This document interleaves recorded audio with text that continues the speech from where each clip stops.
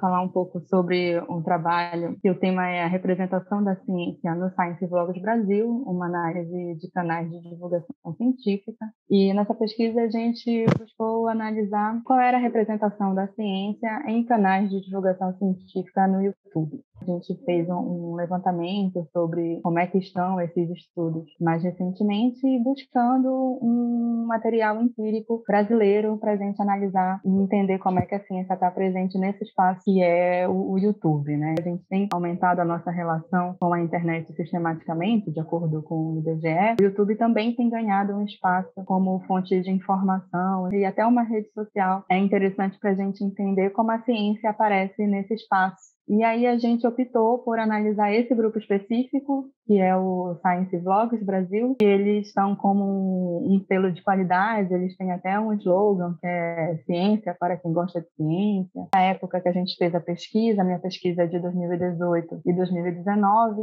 o Science Vlogs Brasil ele tinha 39 canais. A gente analisou os 5 canais com a maior quantidade de inscritos na época. Então, a gente analisou o Nerdologia, o Ciência Todo Dia, do Pedro Luz, o Papo de Biólogo, o Canal do Pirula e os Minutos Psíquicos.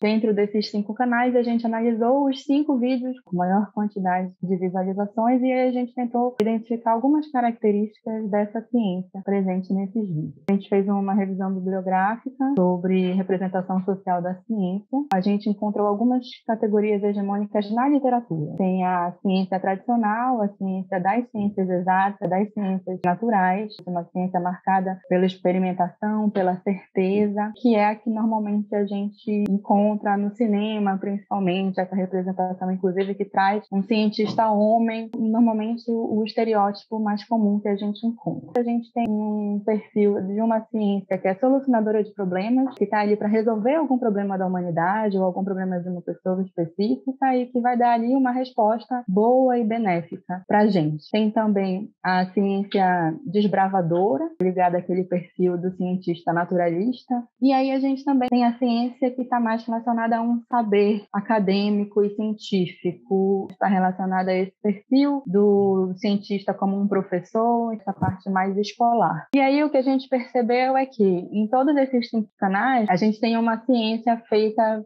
principalmente por homens. Eles são homens, as fontes que eles citam nos vídeos são homens, só teve uma mulher que foi citada como fonte. O interessante da gente perceber isso é que, na verdade, se a gente for trazer principalmente para o Brasil, a gente não tem mais essa diferença tão grande entre homens e mulheres na academia, né? Há algum tempo a gente tem mais ou menos um equilíbrio entre homens e mulheres cientistas, com exceção desses espaços de maior autoridade. Então, por exemplo, as bolsas de produtividade, realmente há mais homens do que mulheres. E aí a gente passa para categorizar um pouquinho mais cada um dos canais. O Nerdologia e o Ciência Todo Dia trabalham também com esse perfil bem próximo das ciências exatas e naturais desse estereótipo principal. Tem muita abordagem de fórmulas, de números, a ciência é apresentada como uma certeza, e o Ciência Todo Dia trabalha um pouco mais com esse saber escolar, um foco nessa transmissão e explicação de conceitos específicos. O Nerdologia é um pouco mais de cultura pop, então ele faz algumas relações bem explicativas, mas tem um perfil diferente. O Papo de Biólogo traz a ciência desbravadora. O youtuber está bem com esse perfil de naturalista, aquele cientista que vai lá, que põe a mão na massa, que quer conhecer a realidade, ele é biólogo, ele apresenta as espécies. Também tem um tom explicativo, mas mais nesse perfil aventureiro. E aí a gente tem o Minutos Psíquicos, falam muito de saúde, mas falam também de neurociência, se aproximam às vezes algumas coisas de ciências sociais e humanidades. Então, pela parte do tema, já está se distanciando um pouco dessa representação da ciência hegemônica. Mas também é bastante explicativo. Ele também apresenta uma ciência bem certeira, né, com poucas controvérsias, mas ele apresenta uma ciência que ainda está em construção. Em vários momentos eles destacam que a ciência ainda não sabe exatamente como a mente funciona. Por fim, tem o canal do Pirula. O Pirula tem um perfil também um pouco mais diferente, porque ele trabalha constantemente com temas polêmicos. Os temas polêmicos incluem tanto controvérsias científicas como controvérsias que extrapolam o campo da ciência. Ele também fala sobre fake news, sobre os movimentos das pessoas que acreditam que que a Terra é plana. Então, ele consegue aliar um pouco essas questões mais controversas com essa representação da ciência mais tradicional, porque ele é biólogo, então ele sempre traz essa parte mais próxima das ciências